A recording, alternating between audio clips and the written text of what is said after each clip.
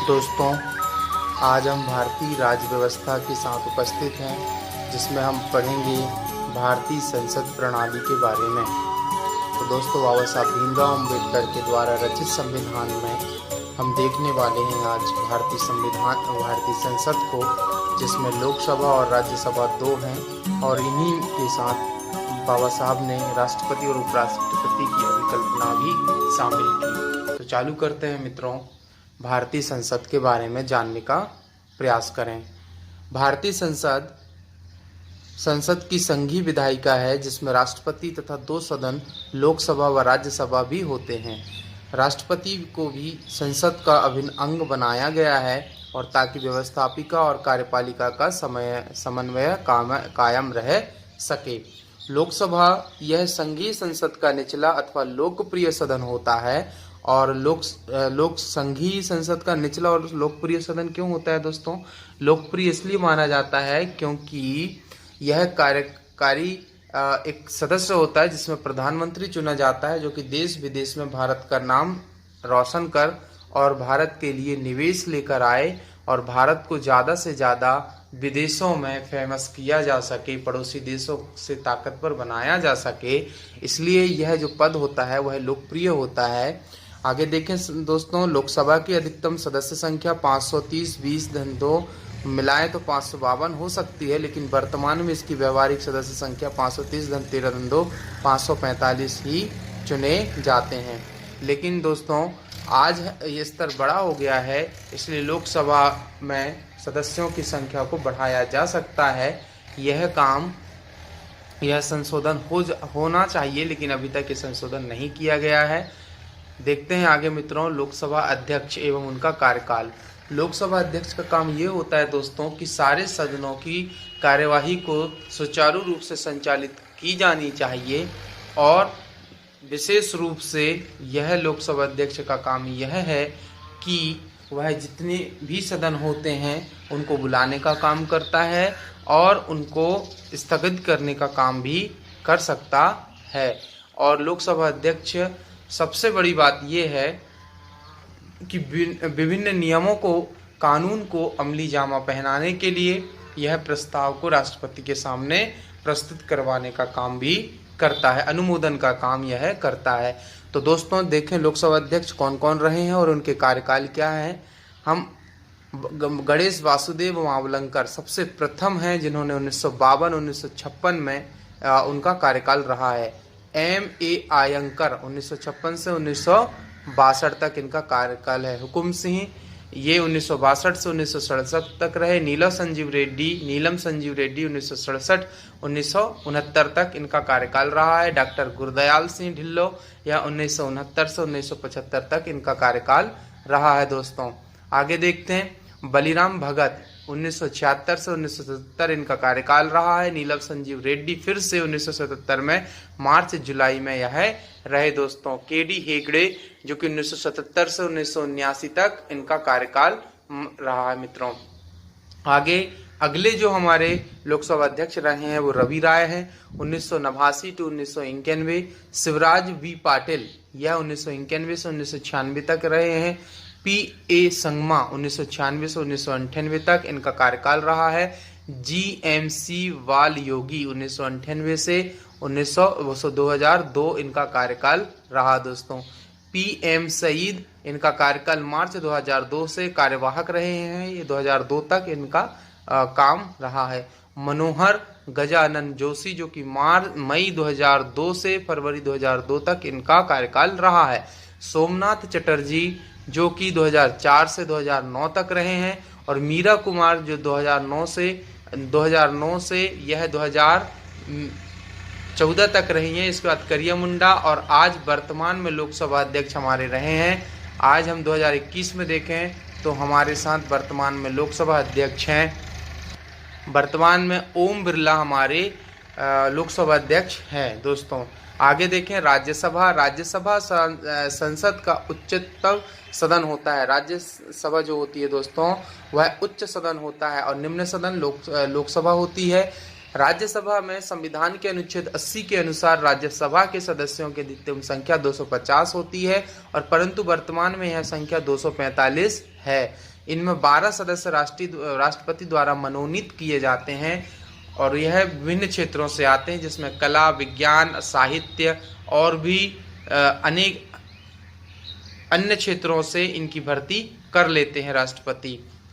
राष्ट्रपति भारत का संवैधानिक अध्यक्ष है और राष्ट्रपति कार्यपालिका का औपचारिक प्रधान है, जबकि मंत्रिपरिषद कार्यपालिका की वास्तविक प्रधान होती है।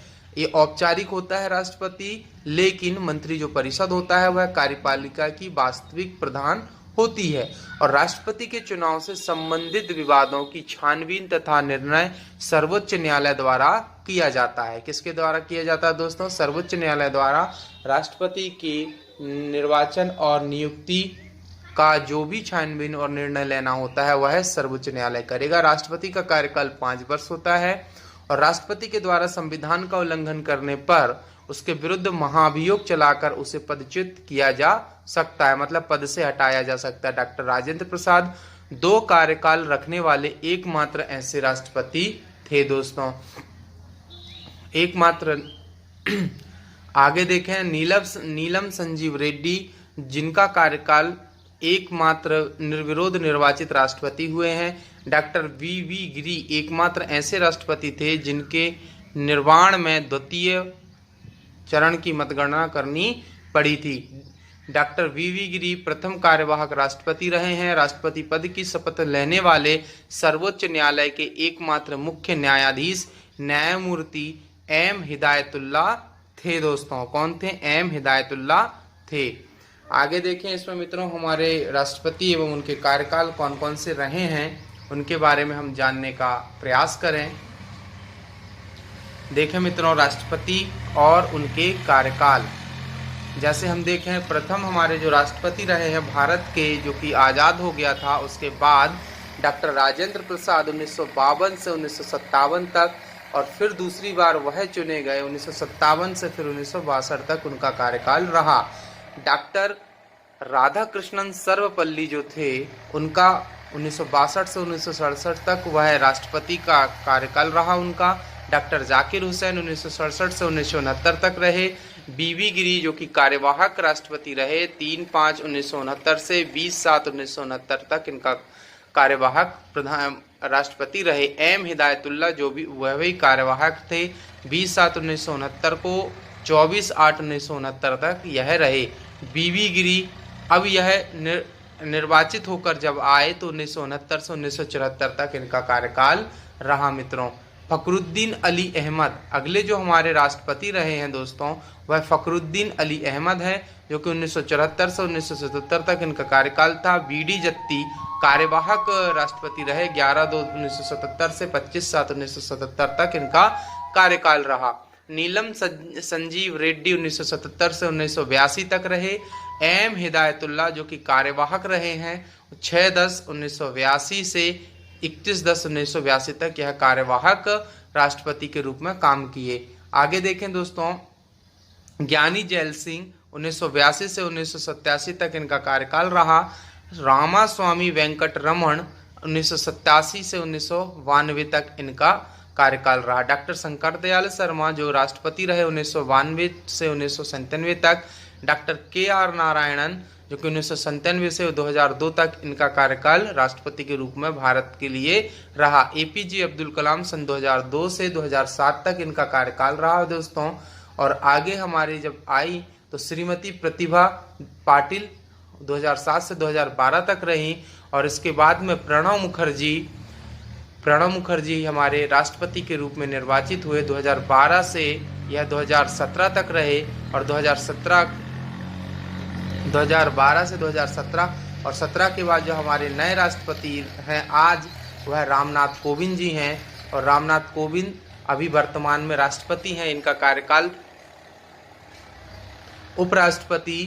उपराष्ट्रपति का निर्वाचन संसद के दोनों सदनों की संयुक्त बैठक में अनुपातिक प्रतिनिधित्व की पद्धति के अनुसार एकल संक्रमणी मत से तथा गुप्त मतदान के द्वारा होता है। कैसा होता है दोस्तों? उपराष्ट्रपति का जो निर्वाचन किया जाता है, यह संसद के दोनों सदनों की संयुक्त बैठक में अनुपातिक प्रतिनिधित्व एक अनुपात होता है उस अनुपात के अनुसार वहाँ पे वोट पड़ने चाहिए, उसी के वो एकल संक्रमणी मत हो, उसको हम गुप्त मतदान के द्वारा करते हैं।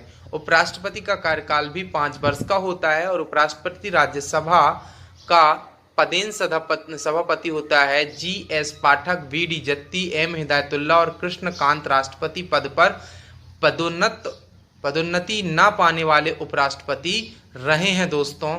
यह जैसे जी.एस. पाठक, बी.डी. जत्ती, एम. हिदायतुल्ला और कृष्णकांत राष्ट्रपति पद तक नहीं पहुंच पाए हैं, यह उपराष्ट्रपति रहे हैं। डॉक्टर कृष्णकांत एकमात्र उपराष्ट्रपति थे जिनका निर्धन कार्यकाल के दौरान हुआ था। तो दोस्तों देख लेते हैं थोड़ी सी और उपराष्ट्रपति और उनका कार्यकाल, कौन कौन से उपराष्ट्रपति भारत के लिए कार्य किए हैं, यह महत्वपूर्ण है दोस्तों, देखें इसके लिए।